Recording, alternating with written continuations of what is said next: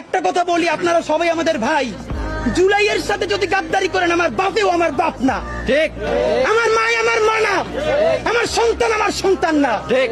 আমরা শহীদ পরিবারের সাথে ওয়াদা করেছি, কমপক্ষে 20 জন মা আমাদের মাথায় হাত রেখেছে। শহীদ আবু সাঈদের মা রেখেছে, শহীদ আব্দুল্লাহ বিন জাহিদের মা আমাদের মাথায় হাত রেখেছে।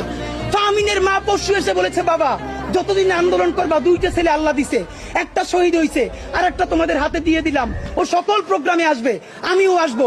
বিচার না কইরা আল্লাহর কসম তোমরা রাস্তা থেকে ছাড়বা না।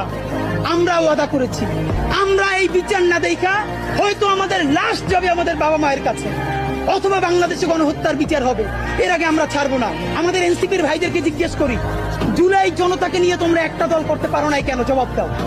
কেন আজকে 2-3টা দল হইতেছে? তোমরা একটা করছো, শুক্রবার আর একটা হবে, পরশু আর একটা হবে, কেন? তোমরা কেন একা একা মাস্টার মাইন্ড হইতে গেলে আমারে বলো, তোমরা কেন বল